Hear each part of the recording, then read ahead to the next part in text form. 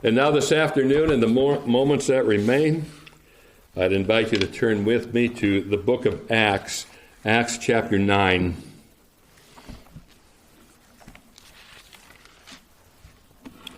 Acts chapter 9, we'll read a portion of the chapter,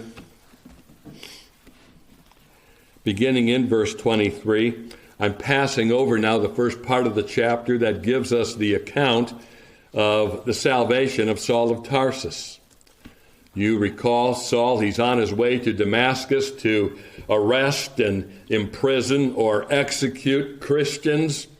He meets with the risen, glorified Lord on the way. He's knocked off his high horse, so to speak, with a blinding glory that comes from God.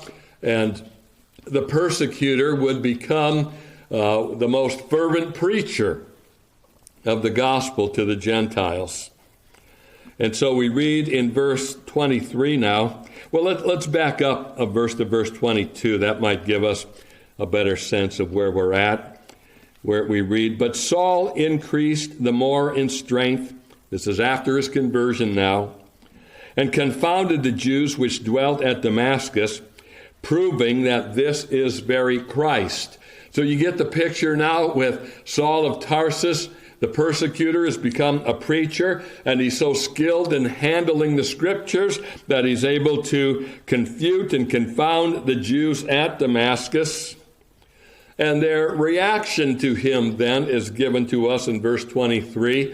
I suppose you can make a connection here to what we considered this morning. Paul has become the troubler of Israel, you could say. So we read verse 23, "And after that many days were fulfilled, the Jews..."